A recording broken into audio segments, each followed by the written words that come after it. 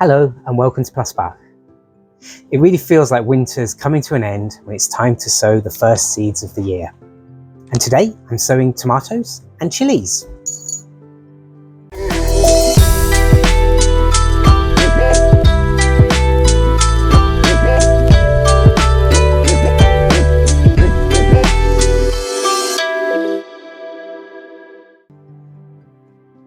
I'm an advocate of sowing seeds directly outside when it's a bit warmer, but there are some seeds that you do need to get started early with, and those include chilies and tomatoes.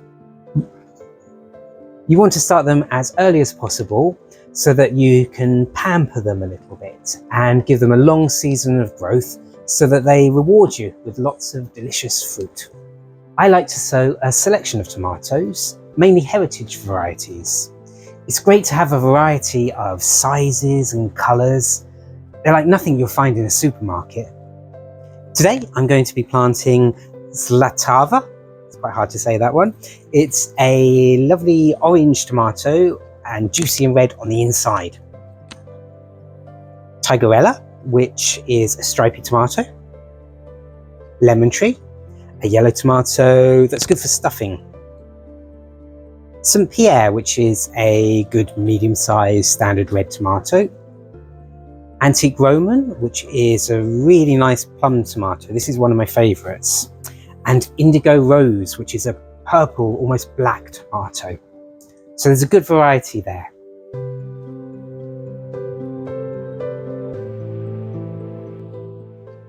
Okay, let's get started. First off, you need something to put your compost in. These are seed trays I've repurposed from old mushroom trays from the supermarket. Really easy to do. I've made a video telling you how you can do that if you'd like to as well. Next, you want to add your compost. Now you can buy seed compost quite easily from the garden centre, but it's a lot cheaper to make your own. Seeds don't need a lot of nutrients, so I tend to go with a base of coir. If you're not familiar with coir, I've made another video about that too. I'll put links to the other videos down in the description. I'm going to add about 2 trowels worth of the coir.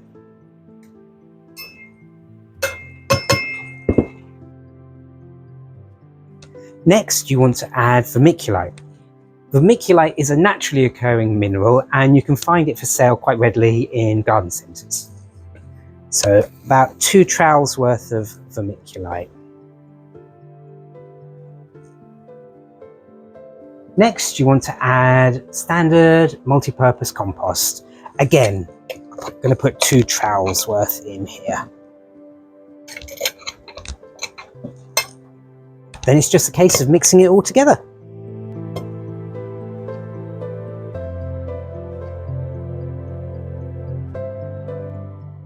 Hello. Next, you want to add it to the seed tray.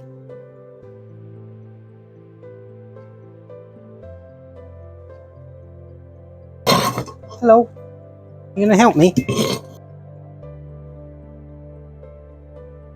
I normally put it quite high, but you do want to leave space at the top so that when you water it, the water doesn't flow over the edges.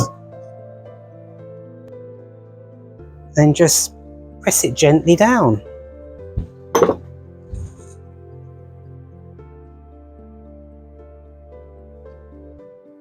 Next, you want to make a little channel where you plan to sow the seeds. So I'm going to make 6 here because I have 6 different varieties that I'll be sowing.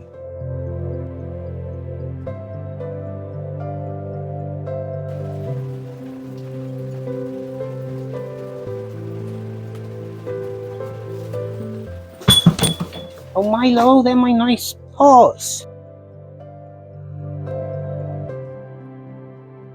Then you just add your seeds.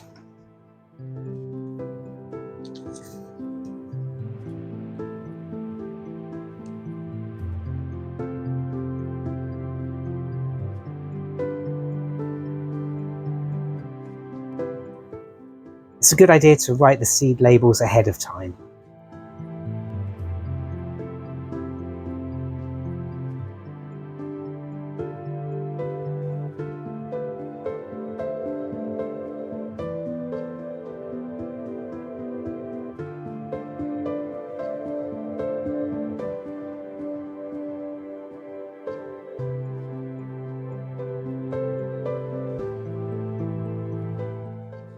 So that one was Indigo Rose. Ah, there we go. Then you just pinch together the edges of the little channel you made and pat it down. And do the same for the remainder of your seeds. I'm not actually putting that many seeds in. Tomatoes have a good germination rate, so you don't need to oversow them. Maybe 5 or 6 in a row here.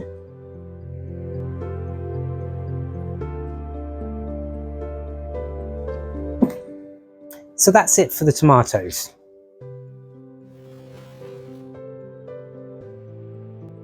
I'm now going to repeat the process for the chilies.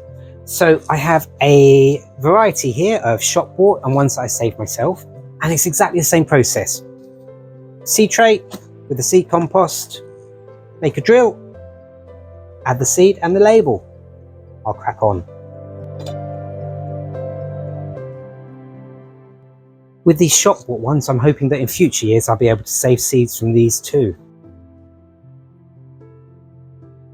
And that's it. The next thing to do is to give them a water. Chili and tomato seeds are quite large, so you can get away with using a normal watering can with a rose on it. You wouldn't want to do that though with fine seeds. Next you add a layer of vermiculite. The reason for doing this is that seeds can sometimes wilt and die, which can be very disheartening. This is called damping off, and it's a fungal infection which is quite common. If you put a layer of vermiculite on the top though, this can help prevent it.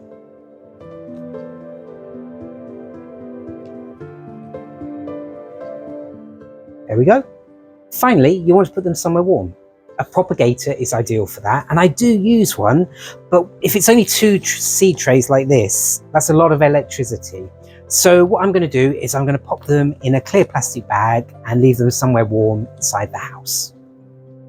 All that's left to do now is to wait for them to grow. I hope that gives you an idea of what to do with your own tomato and chili seeds. Please subscribe to my channel and I'll keep you updated on what the next steps are once these start to grow. Bye for now.